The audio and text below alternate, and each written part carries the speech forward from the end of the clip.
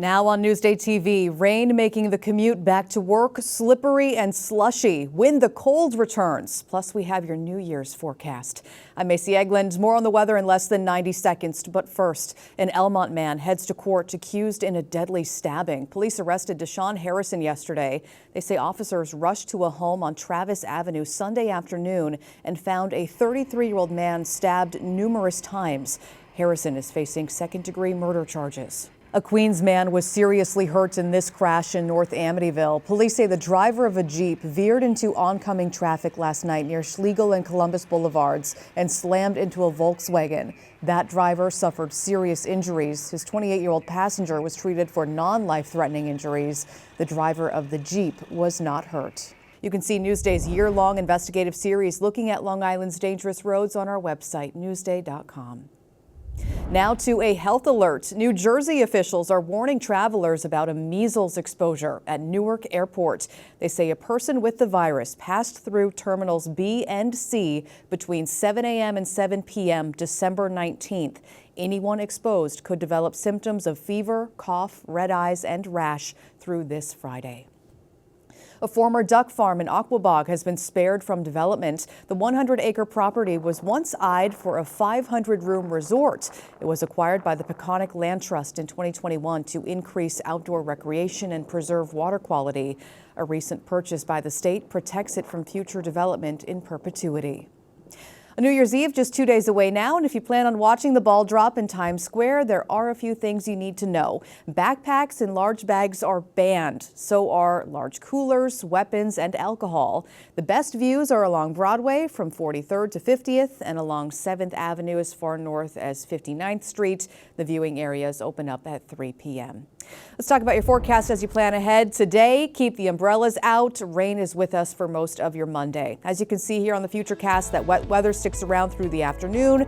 It clears out just before the evening rush or so. It'll be around 50 degrees today, so warm.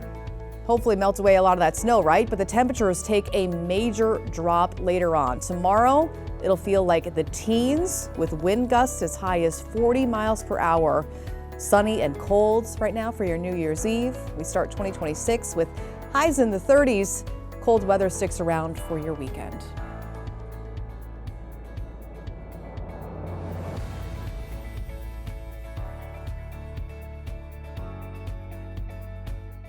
Long Island weather is brought to you by PTRC. Some big changes are coming if you commute into the city, whether you ride or drive. Transportation reporter Alfonso Castillo breaks it down.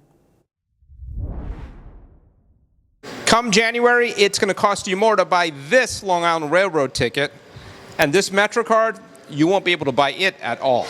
I'm trying to burn through all my Metro cards before they expire. Some big fare and toll changes are on the way for Long Island commuters in the new year, not the least of which is the discontinuation of the Metro card, which New Yorkers have been swiping for more than 3 decades. It's being replaced by the MTA's new Tap and Ride Omni system, which is coming to Nassau's Nice Bus in January. The New York Transit Museum is marking the milestone with a new exhibit looking back on the history of the Metro card. Everything that you hear about people's reluctance to use Omni is just, it happened 30 some odd years ago with MetroCard, where people were very reluctant to give up their tokens. Just like some people have nostalgia for the token, there are people who have nostalgia for MetroCard, even though it's not quite gone yet. Other changes coming next month? Round-trip tickets being eliminated, ticket validity periods shrinking from 2 months to just 1 day, and an $8 surcharge for e-tickets not activated by the time a conductor comes around. Those changes are accompanied by a rate hike of about 4% on bus and train fares and 7.5% on bridge and tunnel tolls. It goes more frequently than my rent. The MTA is also introducing new fare discounts, including an LIRR day pass. They're going to have the ability to see even more of Long Island for a low fare. So I think these are incremental steps to modernize our fare structure and make it much more simpler for our customers. The new fares take effect January 4th, and the last day you can buy a MetroCard is December 31st. In Brooklyn, swiping my MetroCard, perhaps for the last time. For Newsday TV, I'm Alfonso Castillo. All right, you can read more about the fare hikes on Newsday.com. Click Get More below the Newsday TV video box. Now to a Newsday investigation. A state fund that helps reimburse money stolen by dishonest lawyers is having trouble paying victims back. A Newsday analysis found stolen escrow money makes up a majority of payouts from the Lawyers Fund for Client Protection.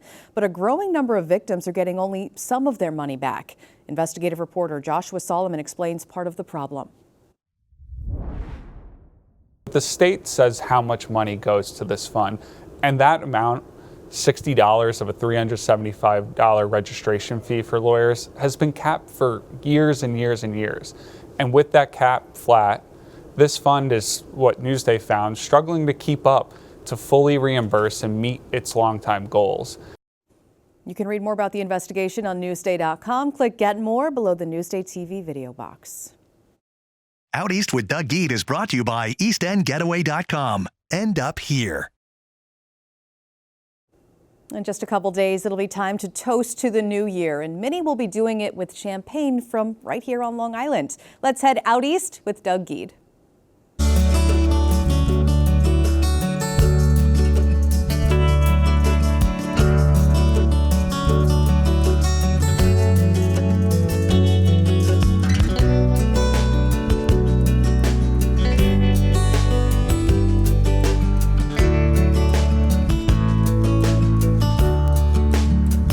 Long Islanders are getting ready to ring in yet another new year, and wineries on the East End are hoping you'll use one of their products for your midnight champagne toast.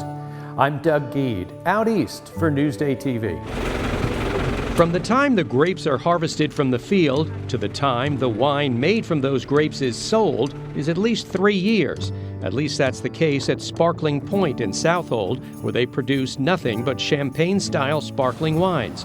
They range from a very dry traditional brut to a less dry and very popular rosé wine called Topaz. We make a Carnival series of wines that are a little bit more brighter, festive, and a little bit more on the sweeter side. We make another rosé called Carnival Rosé, which is slightly off-dry, a touch of sweetness to it.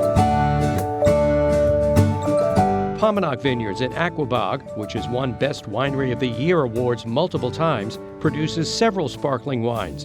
One is made from Chardonnay grapes, the other with a grape not usually associated with champagne, Chenin Blanc. If you have any kind of seafood over New Year's, a raw bar or a shrimp cocktail or caviar or something like that, this is going to be great with seafood.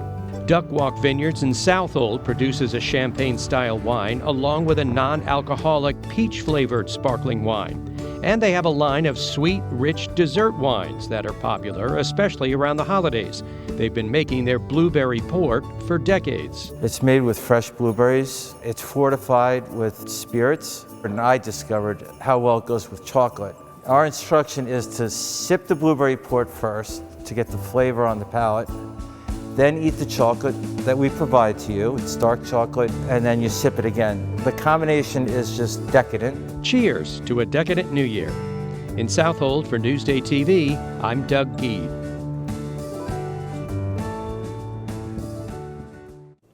With the little chocolate, sounds perfect. For more Out East with Doug Geed segments on Newsday.com, click Get More below that Newsday TV video box.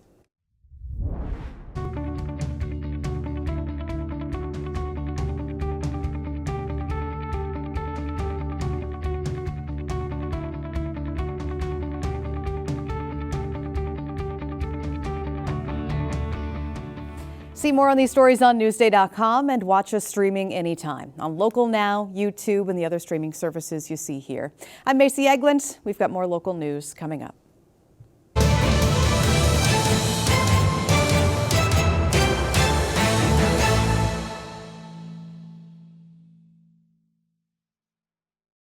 Catch the latest from Newsday in high school sports. And be part of the action when I take your questions. Email me, text me, hit me up on X, Instagram, make a phone call. We're going to have a great time all season long. Sarah sounds off.